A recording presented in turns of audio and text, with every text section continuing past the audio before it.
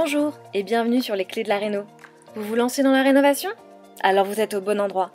Les clés de la réno, c'est le podcast qui vous accompagne tout au long de votre projet pour aménager et décorer la maison ou l'appartement qui vous correspond. Je suis Alison, aujourd'hui architecte d'intérieur et décoratrice. Je vous propose ici mes conseils et mes astuces pour transformer votre projet en un intérieur beau, chaleureux et fonctionnel dont vous serez fiers. Je suis passée par là. Je sais ce que c'est que de devoir gérer une rénovation en plus de son quotidien.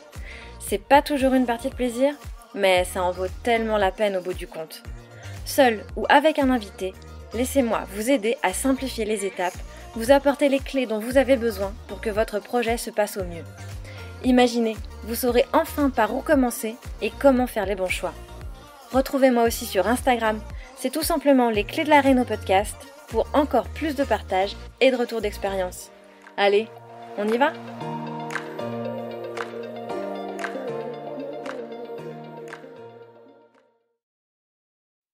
Salut les rénovateurs et les rénovatrices, j'espère que vous allez bien en ce joli mois de mai et que vos chantiers se déroulent comme vous le souhaitez.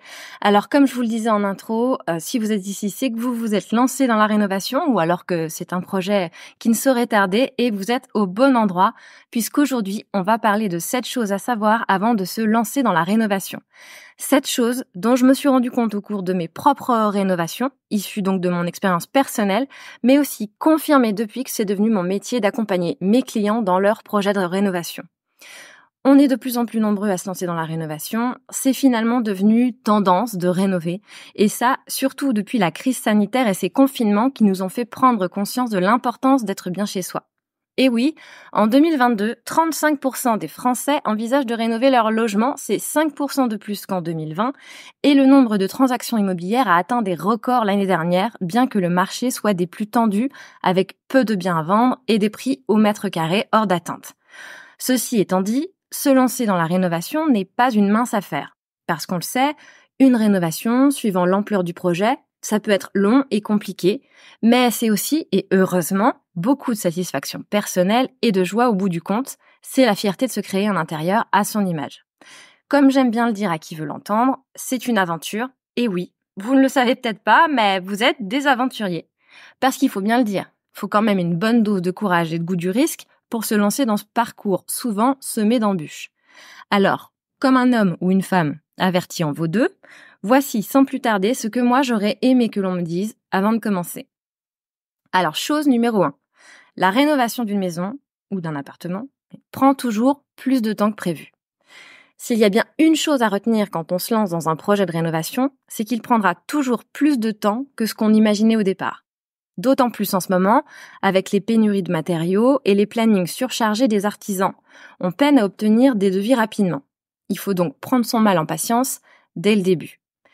Évidemment, ce temps diffère également si on réalise ou pas ses travaux soi-même, avec un travail à temps plein à côté, son propre planning d'avancement, à coordonner avec les interventions des artisans qui ont eux-mêmes du mal à honorer leurs engagements calendaires parfois. Bref, attendez-vous à ce que ça prenne plus de temps que prévu initialement et c'est parfaitement normal. Chose numéro 2. Combien c'est difficile de vivre dans une maison en travaux ? Et oui, comme c'est long et compliqué, on peut avoir à déménager alors que les travaux ne sont pas encore terminés. Parce qu'avoir un loyer à côté, le plus souvent en plus d'un prêt, ça coûte cher. Ou parce qu'on n'a pas toujours le choix quand on a vendu son précédent bien. Mais il faut savoir que vivre dans une maison encore en travaux, c'est difficile, surtout quand on a des enfants. À la fois parce qu'on vit dans un espace exigu, et oui, le reste étant en chantier, qu'il y a beaucoup de poussière et parfois un peu de danger. Un escalier pas encore posé, des outils qui traînent un peu partout, mais aussi parce qu'on vit bien souvent en mode camping, niveau cuisine ou salle de bain.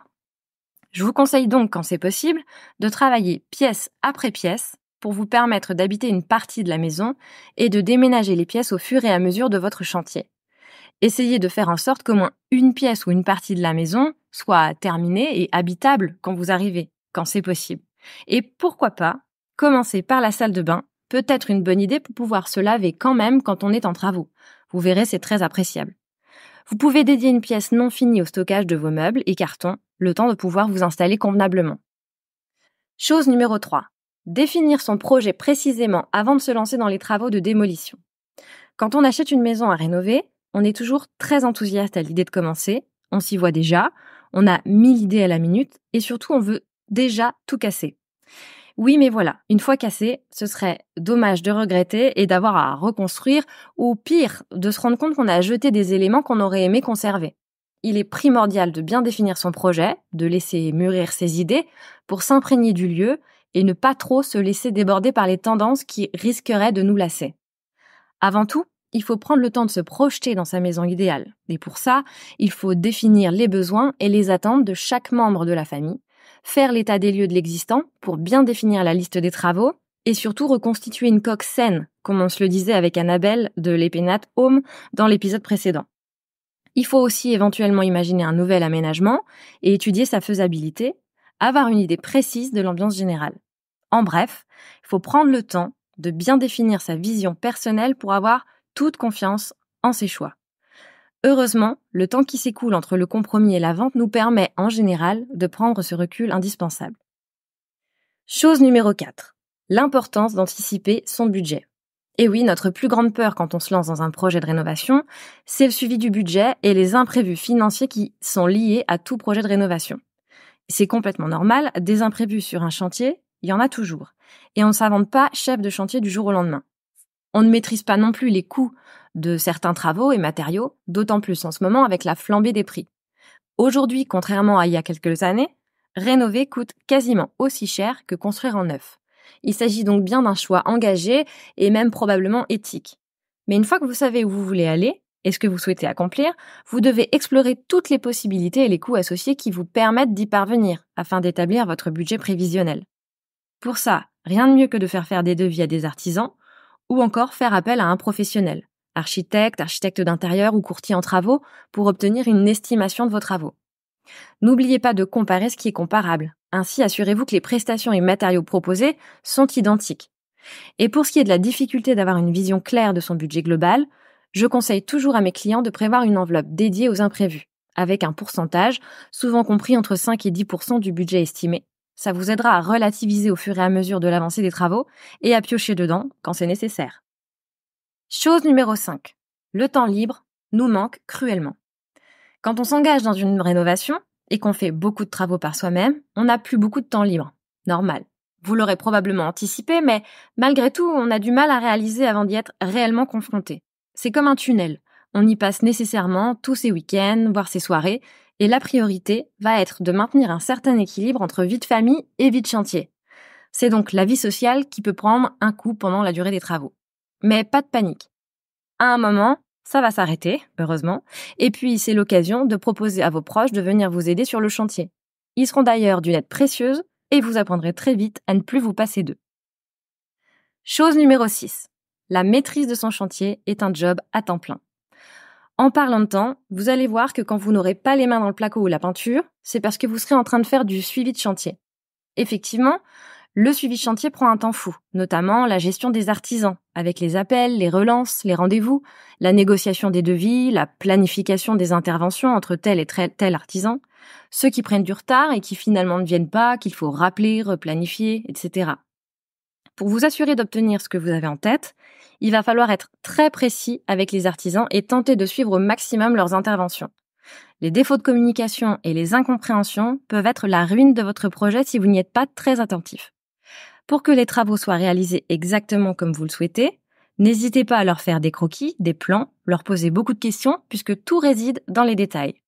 Ce n'est pas pour rien qu'en tant qu'architecte d'intérieur, nous faisons des réunions de chantier une fois par semaine avec les artisans.